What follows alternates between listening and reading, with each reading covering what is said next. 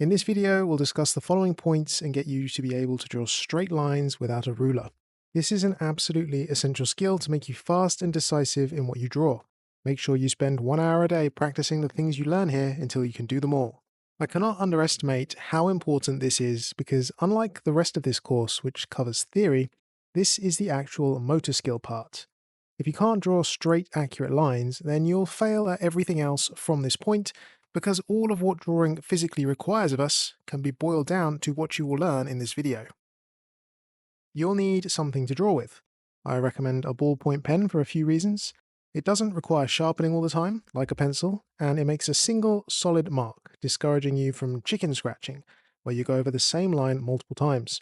You can draw both faintly and heavily with it, and it's actually a remarkably diverse drawing tool.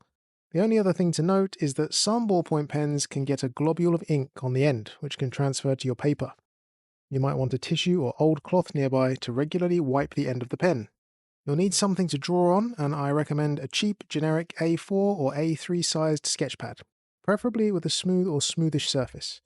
The reason for this is that you need a slightly cushioned surface to draw on. Using a single sheet of paper on a hard tabletop actually makes your life more difficult when drawing. The pad gives you a soft cushioned surface that's portable. A3 size pads are better for some people because they give you a lot of room to really swing your arm when drawing and allow you to draw larger images. You'll also need somewhere to draw.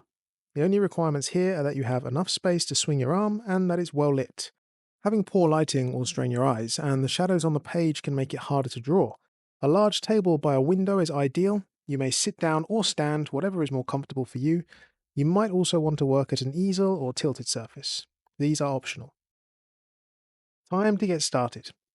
Holding the pen however you want, mark 2 little X's on the page, some distance apart, and then starting at 1, try to draw a perfectly straight single line to the other.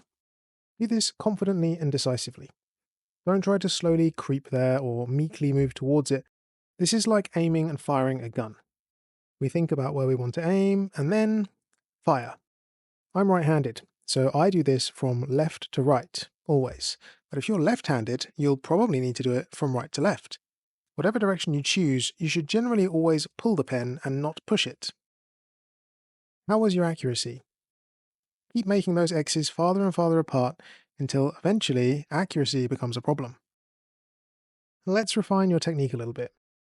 Firstly, when we draw our lines, especially across longer distances, we need to make sure we swing from the elbow.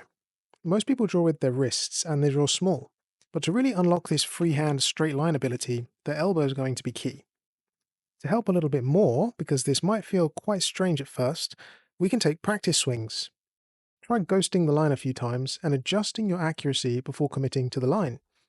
Remember, it's like aiming and firing a gun, and we only draw a single line.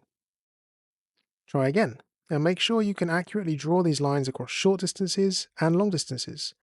If you notice a regular habit of missing, for example, going above the X, then you need to spend some time recalibrating your aim by actually aiming below the X. This should help your brain learn to draw straight and true. This can take some time to master though, so make sure you put in the hours. And you draw a bunch of parallel lines. Let's make this a little bit more difficult now. Draw a single X somewhere on the page, and starting from anywhere you like, draw through it and beyond it. Work your way around this X and try to cut right through it every time. You should notice that it becomes harder at certain angles. And this is because drawing is mechanically a pulling action, and we should always pull the pen from the elbow either across the body or towards us. We cannot rotate our arms to make this mechanically easier, but we can rotate the paper pad. Try this exercise again, and for every line you draw, rotate your drawing pad to make it just right for whatever angle you naturally pull your lines at. This is economy of motion. We now only need to practice this single movement again and again, because we can just rotate the paper to ensure it's always where we want it to be for drawing our perfect, easiest line. See what else you can draw using these concepts. Can you make squares and triangles? Can you draw the outline of something you see around you using straight lines? It's recommended to go beyond the endpoint you want to finish the line at, and you'll see this a lot in the artwork of professionals. This is because it's easier to fire your line through and beyond the endpoint than to stop perfectly on it. How faintly can you draw these lines? Once you've gotten the hang of your basic ballpoint pen and pad, you can feel free to experiment with other tools and surfaces. These can include mechanical and non-mechanical pencils, fine liners, fountain pens and dip pens, marker pens, brush pens, charcoal, pastels, crayons, and even a paintbrush dipped in ink or paint. You can try drawing on rough and smooth papers, and handmade papers, Bristol board, newsprint, vellum, tracing paper, layout paper, coloured papers, and cards. You can also experiment with the way you physically draw. For example, how does the way you grip the tool change the way you draw and the quality of the line? What about where you grip the pen? Is it easier to draw straight lines holding it down by the nib or further up the barrel? Is it easier to draw lines by swinging the wrist, the elbow, or the entire arm from the shoulder? How faint can you make your lines? As you play around, make notes. This is absolutely key to learning how you best draw and will help you figure out where and when to apply certain techniques or combinations of pens and papers. There is a space specifically for this on the Anki flashcard if you are using it. So to recap, you learned drawing lines is a pulling action, and we can rotate the drawing pad to mean we only ever need to make one line at the same angle every single time. We swing from the elbow. We can take practice swings and recalibrate our aim to ensure accuracy over long distances. We can experiment with all sorts of variables when doing this, such as grip type and pen type.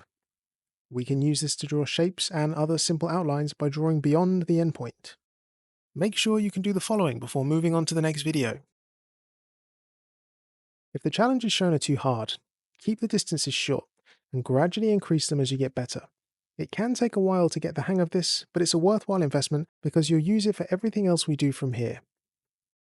To make the challenge harder, increase the distance and experiment with not rotating the paper.